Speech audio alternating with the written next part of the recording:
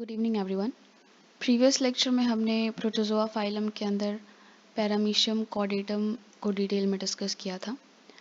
आज के लेक्चर में हम प्रोटोजोआ फाइलम के अंदर ही मोनोसिस्टिस एजिलिस का जनरल फीचर और लाइफ हिस्ट्री कवर करेंगे। मोनोसिस्टिस एजिलिस जो है it is another important organism which we have to cover under the protozoa phylum. तो let us start with the lecture. Monocystis agilis का पहले हम systematic position देख लेते हैं। पहली चीज़ तो ये कि कहाँ पे ये सबसे ज़्यादा देखने के लिए मिलते हैं। They are most commonly found in the coelomic epithelial cells, gut and reproductive organs of the hosts. Okay, phylum is protozoa, sub phylum is sporozoa, class telospora, sub class gregarina, order eugregarinida, genus monocystis and species agilis. Trophozoite का क्या structure है? Trophozoite क्या होता है? जो parasite का adult और feeding stage होता है, ठीक है, उसको हम लोग ट्रोफोजोइड बोलते हैं। It is found in the seminal vesicles of the earthworm and it develops within the sperm ball. जब स्पर्म टेल्स सेपरेट होते हैं तब ट्रोफोजोइड जो है दे बिकम फ्री। शेप और साइज, जो ट्रोफोजोइड है it is microscopic and unicellular. जो एक्चुअल शेप और साइज होता है ट्रोफोजोइड का इट इज़ नॉट कंसिस्टेंट, वो वेरी करता रहता है according to the stages of the development. जो यंगेस्ट स्टेजेस होते हैं they are usually they are round and जो फुली ग्रोन ट्रोफोजोइड्स होते हैं they are elongated, spindle shaped, flattened and worm like organisms, and they may reach a size of about 500 micron, okay, in length and 40 micron broad and is visible to the naked eye. इतने बड़े हो जाते हैं कि हमको naked eye से दिखाई देते हैं। फिर पेलिकल जो है it is thick and firm and it consists of the longitudinally arranged contractile microtubules. Cytoplasm is differentiated between clear ectoplasm and granular endoplasm. Ectoplasm जो है it is further divided into 3 layers: outer epicyte, middle sarcocyte and inner myocyte. ये जो myocyte होता है इसके अंदर हमको मायोनीम्स देखने के लिए मिलता है। Okay, these are contractile fibers. तो ये जो मायोनीम्स हैं they help the trophozoite to perform its metabolic movements. Okay, जो भी मेटाबॉलिक मूवमेंट्स होता है ट्रोफोजोइड का वो किसके मदद से परफॉर्म करते हैं? With the help of these contractile fibers. Okay, फिर जो एंडोप्लाज्म है it consist of the granules of paraglycogen, fat globules and volutin. Volutin जो है it is a kind of protein which is rich in phosphorus and nucleic acid. और endoplasm में other जो cell organelles होते हैं normally वो देखने के लिए मिलते हैं like Golgi bodies, mitochondria. Okay, फिर न्यूक्लियस कैसा होता है? Nucleus is single and vesicular, it may be spherical और एलिप्सॉइडल। ओके, और एक न्यूक्लियोलस देखने के लिए मिलता है। न्यूक्लियर मेम्ब्रेन जो होता है it is delicate and it has pores and nucleoplasm consist of 4 chromosomes.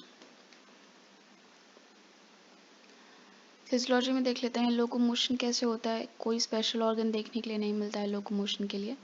किस तरह का मूवमेंट शो करते हैं ये? व्रिगलिंग या फिर ग्लाइडिंग मूवमेंट जो है वो शो करते हैं by the rhythmic contractions and relaxations of myonemes. और इस तरह का जो मूवमेंट होता है उसको हम लोग ग्रेगेरियन मूवमेंट बोलते हैं and this gregarine movement is similar to the euglenoid movement of Euglena. Euglena का भी कुछ इसी तरह का मूवमेंट होता है, तो दोनों मूवमेंट्स ऑलमोस्ट सिमिलर होते हैं। न्यूट्रिशन जो है वो सेप्रोजोइक देखने के लिए मिलता है और ये अपना नरिशमेंट कहाँ से एब्जॉर्ब करते हैं? From the fluid of the seminal vesicle by osmotrophy through the general body surface. Okay, then reserve food material is stored in the form of paraglycogen granules. Types of nutrition का एक मैंने lecture पहले किया हुआ है। Protozoa का जितना भी अलग अलग तरीके का न्यूट्रिशन है आप वहाँ से जा कर के सारा जो न्यूट्रिशन है उसको समझ लीजिएगा।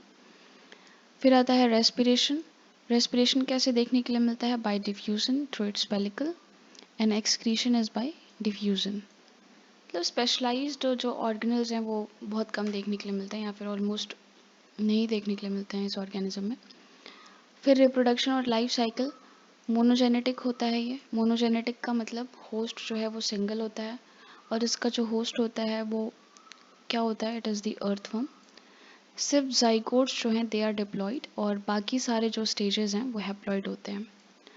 सेक्सुअल रिप्रोडक्शन का जो मेथड है उसको हम लोग गैमेटोगैमी बोलते हैं। इसमें क्या होता है, it involves the pairing of gametes, then formation of gametes and fertilization. तो जो प्रोसेस इन्वॉल्व हैं गैमेटोगैमी में वो कौन कौन से हैं? First one is सीजीजी। इसमें क्या होता है, जो ट्रोफोजोइट्स होते हैं, after the period of feeding and growing वो एक रिप्रोडक्टिव बॉडी बन जाते हैं, ओवल रिप्रोडक्टिव बॉडी, और उसके अंदर जो गैमीटोसाइट्स होते हैं वो छोटे हो जाते हैं, स्फेरिकल हो जाते हैं, और उसके बाद से पेयर में एसोसिएट करते हैं जो गैमीटोसाइट्स होते हैं, और उसके बाद से फिर वो अपने चारों तरफ एक प्रोटेक्टिव लेयर सिक्रीट करते हैं which is to layered. Okay, to layered protective एक सिस्ट वॉल क्रिएट करते हैं, इसको हम लोग गैमीटोसिस्ट बोलते हैं। लेकिन इस गैमीटोसिस्ट के अंदर जो गैमीटोसाइट्स होते हैं वो कभी भी फ्यूज़ या कॉन्जुगेट नहीं करते हैं।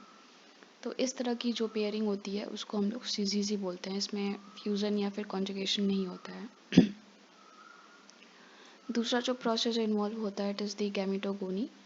इसमें क्या होता है, गैमीटोसिस्ट के अंदर जो गैमीटोसाइट है it undergoes nuclear multiplication by the process of mitosis.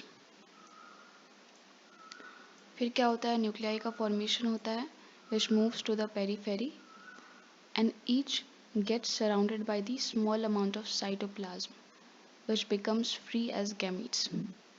Okay, जो gametes होते हैं they are anisogametes and they contain 4 chromosomes each. जो गैमीट का फॉर्मेशन होता है बाय द प्रोसेस ऑफ गैमीटोगोनी वो एनाइसोगैमीट्स होते हैं। एनाइसोगैमीट्स का मतलब क्या है, साइज और शेप जो है वो उनका सिमिलर नहीं होता है, और एक जो गैमीट होता है उसके अंदर हमको 4 क्रोमोसोम देखने के लिए मिलते हैं, और एक गैमीटोसाइट से जितने भी गैमीट्स का फॉर्मेशन होता है they belong to the same sex. ठीक है, फिर है सिनगैमी। सिनगैमी और सीजीजी में क्या डिफरेंस है, सीजीजी में पेयरिंग होती है बट फ्यूजन नहीं होता है, और सिनगैमी में जो गैमीट्स हैं they mingle within the gametocyst and fuse in pairs to produce diploid zygotes. फिर आता है स्पोरोगोनी का प्रोसेस। इसमें क्या होता है, जो जाइगोट हैं they transform itself into the unicellular oval body जिसको हम लोग स्पोरोब्लास्ट बोलते हैं, and this sporoblast secretes a thick cyst around itself जिसको हम लोग स्पोरोसिस्ट बोलते हैं, और ये जो स्पोर है इट बिकम्स बायोकॉनिकल इन शेप। ये जो देख लीजिए यहाँ पे ये, ठीक है, बायोकॉनिकल हो जाता है ये, और हर एक एंड पे हमको म्यूकॉइड प्लग देखने के लिए मिलता है यहाँ पे। ओके, इस स्टेज को हम लोग सूडोनेविसेला बोलते हैं। फिर जो स्पोरोसिस्ट के अंदर है, स्पोरोसिस्ट है उसके अंदर ही जो स्पोर हैं they undergo 3 successive nuclear divisions and they produce 8 daughter nuclei, और ये जो डॉटर न्यूक्लियाई हैं they are surrounded later by the cytoplasmic mass forming a sickle shaped haploid sporozoites, और ये जो स्पोरोजोइड्स हैं these are bundled together within the sporocyst and after sometimes they rupture, liberating the spores into the seminal vesicles of the earthworm. इसको भी आप अच्छे से देख लीजिएगा। फिर ट्रांसफेरेंस कैसे होता है, ट्रांसफेरेंस हो सकता है by the process of copulation और by the death of the host, by the birds और बाय द ऑटोमाइजेशन। स्पोरोजोइड्स होते क्या हैं, sporozoites these are minute spindle shaped protoplasmic bodies. इनके अंदर एक न्यूक्लियस देखने के लिए मिलता है, एक से ज़्यादा या फिर एक माइटोकॉन्ड्रिया देखने के लिए मिलता है, फिर Golgi complex and granules of reserve food, ये सारा स्पोरोजोइड्स के अंदर देखने के लिए मिलता है। ठीक है, फिर जो एंटीरियर रीजन है there is a pair of secretory organelles जिसको हम लोग ड्रॉपट्रीज बोलते हैं, and their secretion helps in the penetration through the tissues. Anterior end जो है स्पोरोजोइड का it also bears conoids and micronemes. फिर सेमिनल वेसिकल का इन्वेजन कैसे होता है, with the help of the contractile action जो स्पोरोजोइड्स हैं they make active movements into the epithelial cells of the gut mucosa. फिर गट म्यूकोसा का जो एपिथेलियल सेल्स है वहाँ पे मूवमेंट करने के बाद से वो साइज में ग्रो करते हैं and then they escape into the seminal vesicles of the earthworm. Okay, छोटा सा लेक्चर था। एक हमारा ऑर्गेनिज्म और बच जाता है इसमें प्रोटोजोआ फाइलम के अंदर, विच इज़ प्लाज्मोडियम। उसको नेक्स्ट लेक्चर में हम कवर करेंगे। प्लाज्मोडियम को पढ़ेंगे और कुछ मलेरिया के बारे में भी देखेंगे। उसके बाद से फिर हम अपना पोरीफेरा फाइलम जो है उसको स्टार्ट करेंगे। तो मिलते हैं फिर नेक्स्ट लेक्चर में। Till then take care, thank you.